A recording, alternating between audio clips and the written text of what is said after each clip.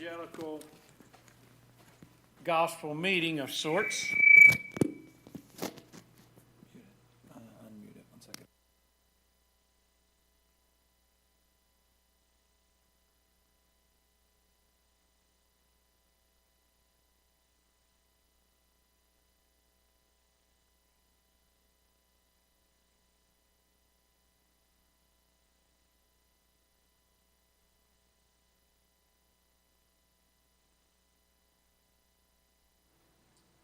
Moody and Sankey had met at a convention of the Young Men's Christian Association in Indianapolis in 1870, and after hearing Sankey sing, Moody at once invited him to come to Chicago to assist him in his work there. Sankey considered Moody's invitation, and after much thought and prayer decided to accept, and 6 months later he joined the evangelist in Chicago. The Spaffords, so anyway, these two decided they were going to go to Europe to start these gospel meetings across London and Greater Europe. And the Spaffords had planned to join them there. And they planned to leave in November on their voyage to Europe. As sometimes happen, God kind of has other plans for you. And so as they had traveled to get to the steamship, at the last minute, Horatio was notified that there was a business emergency that needed him back in Chicago. And so rather than let down his wife and his daughters, he convinced them to sail on ahead without him and that he would join them in England later. On November 22nd, 1873, the Havre was struck by a British iron-sailing ship, the Lochern. The Havre, with Anna Spafford and her daughters on board, sank within 12 minutes in the middle of the Atlantic Ocean. Only 81 of the 307 passengers and crew members survived this shipwreck. Even though the Lochern was in danger of sinking, the unconscious Anna Spafford was picked up from floating debris by the crew of the Lochern.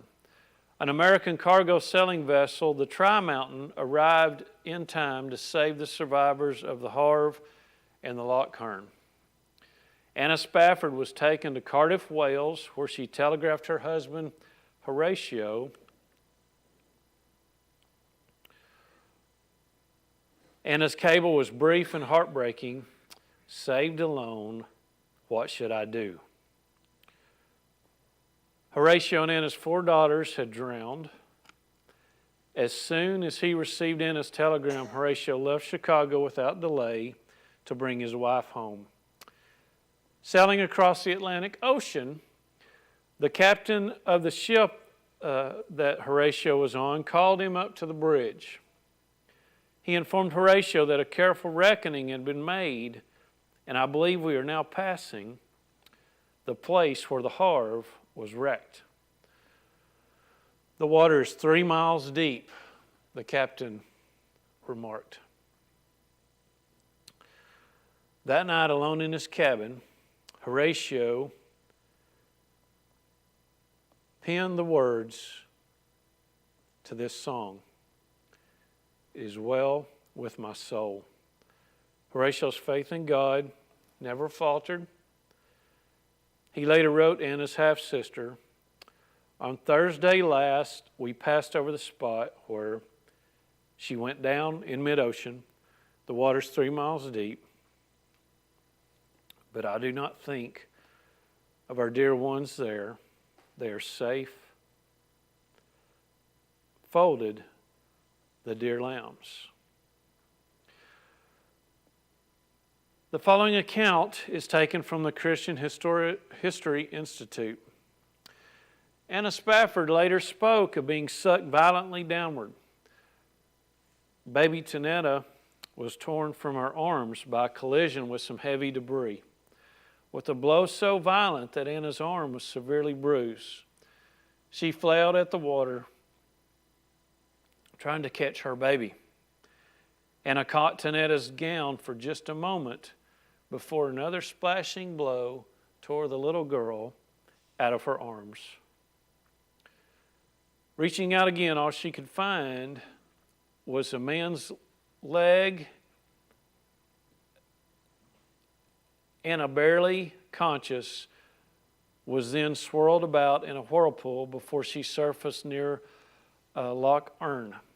She instinctively clung onto a small plank, and the next thing she recalled was a splash of an oar as she lay at the bottom of a small boat. Bruised and sick, her long hair was matted with salt, and her dressing gown shredded. But the pain in her body was nothing compared to the pain in her heart as she realized her 4 daughters had been lost in the disaster.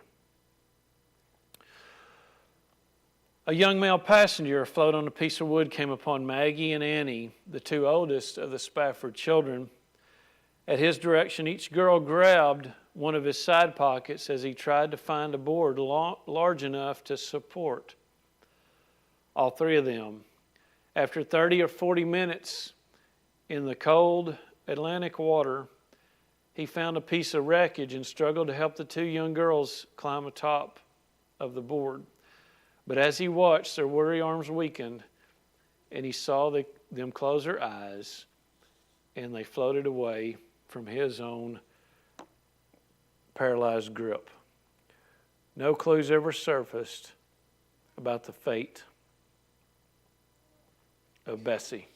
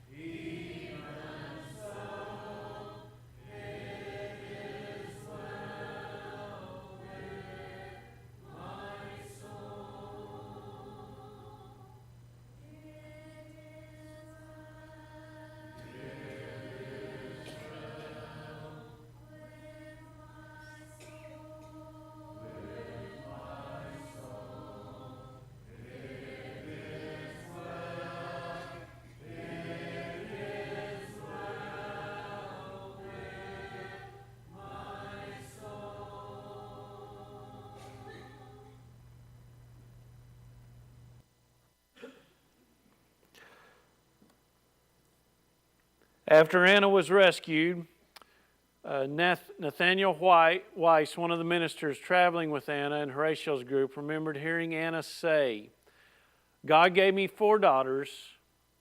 Now they have been taken from me. Someday I will understand why."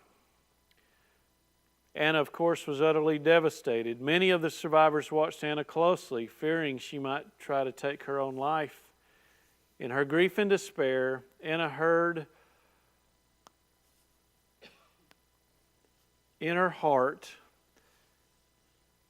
and it was then that she remembered something that a friend had once said to her. "It is easy to be grateful and good when you have so much, but take care that you are not a fair weather friend to God." Following their reunion in Europe, Horatio and Anna returned to Chicago to begin their lives together.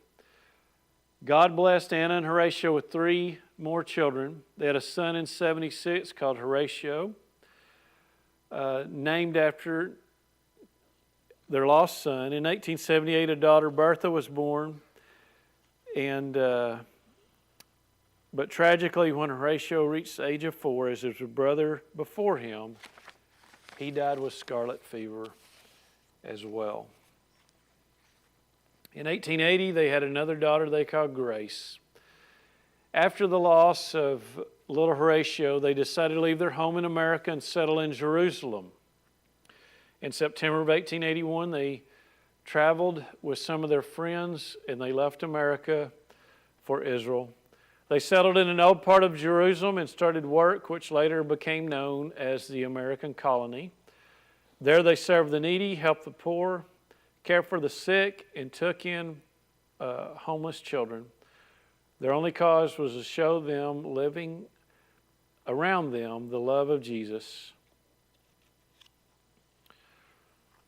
Bertha Spafford Vester, their daughter, wrote the following in her book. She said, "In Chicago, Father searched his life for explanation. Until now, it had gently flowed as a river. Spiritual peace and worldly security had sustained his early years, his family life, and his home.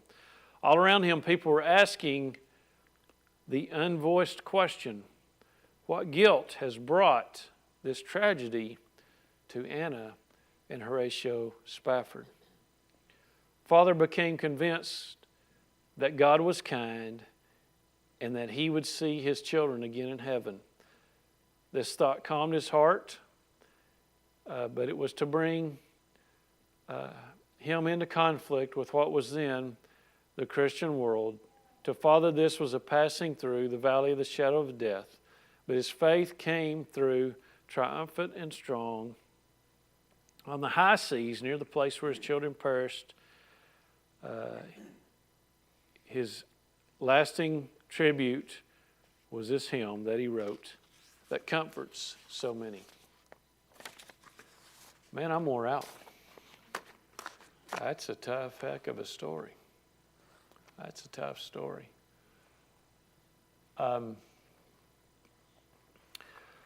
I knew a little bit of this story, and I'm sure many of you did. Some of the psalm books I've used growing up in other places would have a little blurb about it at the bottom. But I had no idea the entirety of the story and what the family had went through. You know, when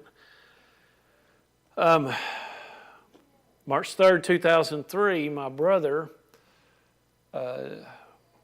lost his life when he lost control of his vehicle and struck a tree. And I remember being down there, traveling down there. We got down there and all the people coming to see my mother and father living in a small community of 1,500. You can imagine that was big, big news.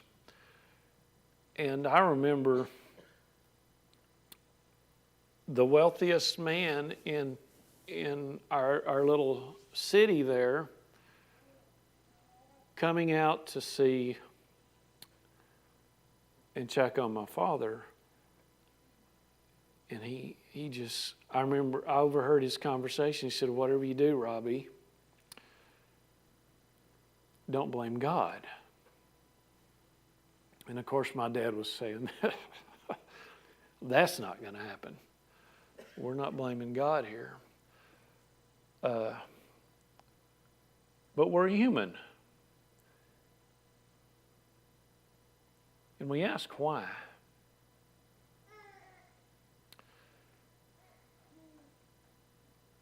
You know, I have an unfaithful son. And you have family members that have done that as well. You know, I've told Tina before, if I knew this, we wouldn't have had kids. I could have spent that money on a lot of other things. John, I could have hair. I just don't have enough money to go get it fixed, but I'd have it. I don't have to put up with all this. But in those times when you think about these things, you ask why and you dig through. We dig through the ashes of this stuff. And you know what we find every time? Nothing. There's nothing there. No matter how much we look, how much we dig through, how much we sift through, it just is.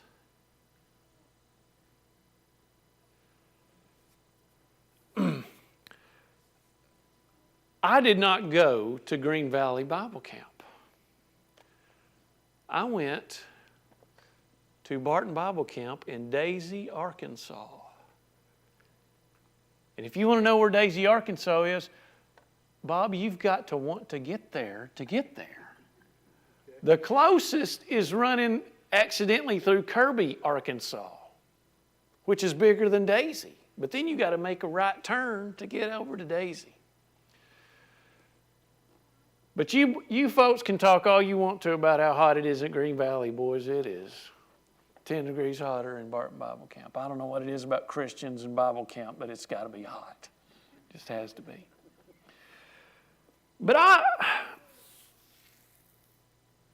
I don't know how many, I went there for years, and I don't know how many lessons I can remember sitting there dressed up for night worship, trying to impress some young lady, and Brandon, I'm still sitting there pouring in sweat. That's not very cool, Bob. That ruins my cred. But I remember a preacher from Glenwood, Arkansas, who had a lesson. And in 1985, Chester Cheetah came out, and they had this big commercial, this big campaign going on. And does anyone remember what he used to say? It ain't easy being cheesy. And that was the name of this man's lesson. And the point is that it's not easy being a Christian. You know, Zig Ziglar was a great, optimistic, positive thinking speaker. Traveled all over the world speaking about optimism and having a good attitude. And he used to say, a positive attitude will not help you do anything better, but it'll help you do everything better. And being a Christian does not insulate us from the ills and the misfortunes on this earth, but it'll get you through them better than any other philosophy or creed or belief out there. If you find one better, I'd like to see it. Eddie, bring it to me. I'll check it out. But Christians have more reason than what's on the surface. And you know, we're going through some tough times right now on this planet. We're going through tough times. And listen, it's not happening just here. It's happening all over the world. There is crazy stuff going on right now. And there's a bunch of goofy stuff just going on right now. I can't believe. When Apple came out with their little, what was that thing called, a shuffle or something? The first iPod, way before phones, Bob. The little, just played music. You could go and you could download music off their website, and if it had bad words in it, there was an option there to get the edited version. Well, recently, I found a song that was kind of catchy, but it had a word in it, and so I went to get the edited version. They don't have edited versions anymore. Who was the first couple on television that was ever shown in their bed together? Anybody know? Brady Bunch. The Brady Bunch. Yeah, Mike, and what was his wife's name? Carol. Mike and Carol Brady. But John, they had coveralls on. They had like pajamas down to here. I don't know. Anyway. And apparently that was before my time, but I remember that's a big deal. But today, the filth on is just, it's terrible. That's why the only thing Mark watches at home is Cardinal baseball. So that's the only thing Mark watches. So we have really rolled down a moral mountain of decay in society.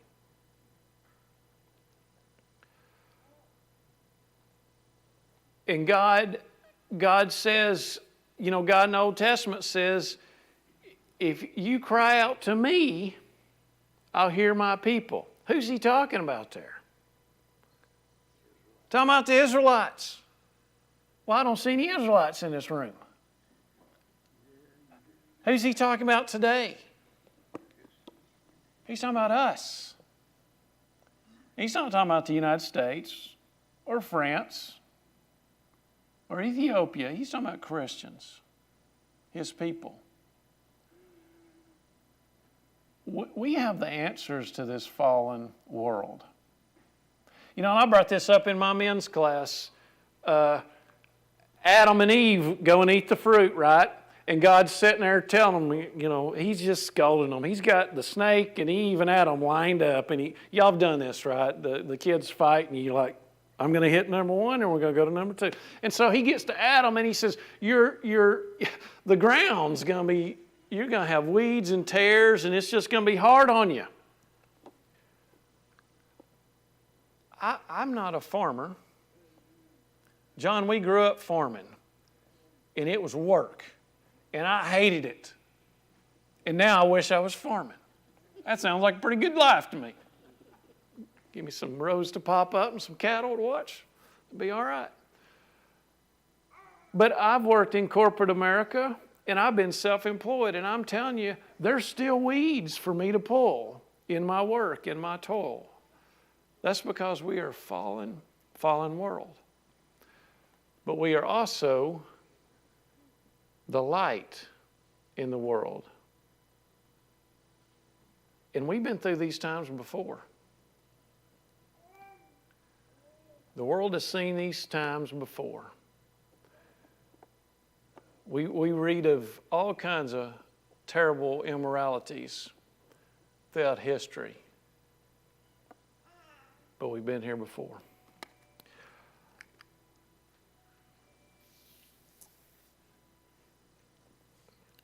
I think this is Matthew chapter 8. I forgot to stick it on there.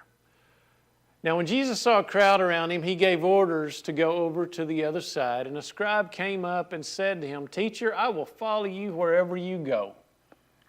And Jesus said to him, "The foxes have holes and the birds of the air have nests, but the Son of Man has nowhere to lay his head." Another of his disciples said to him, "Lord, let me first go and bury my father." And Jesus said to him, "Follow me and let the bury the dead bury the dead.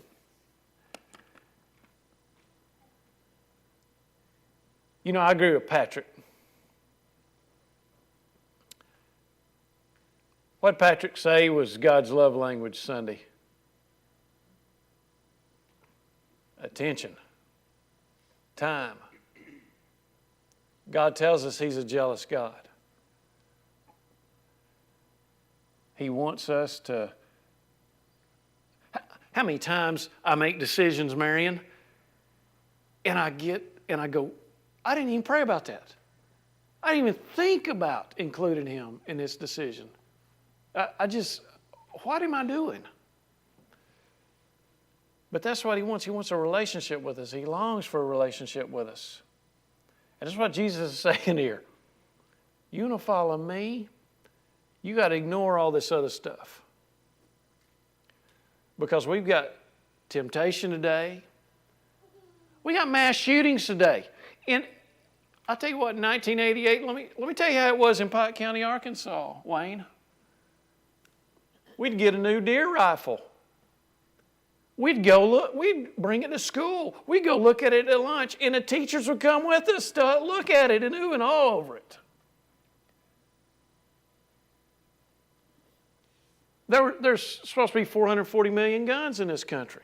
I don't know how many there were in 1988, but there was a bunch still, and we weren't going around shooting each other. We've got moral issues, and no one's given that answer. But you and I know the answer. And for us to be an example to people, because I'm going to tell you, when people wake up, and they always do, watch your history, they always do at some point. When they wake up, they're going to need what we've got. And we got to be ready to share, show, guide, and be examples. That's my deal. What a song. What a beautiful thing to see and go through. And how we handle adversity. Any comments about any of this? I'll never sing that song again without remember that story. Yeah. It's tough.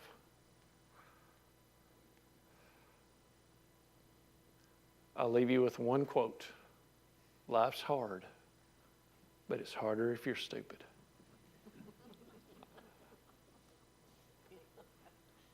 That wasn't in Matthew. Yes.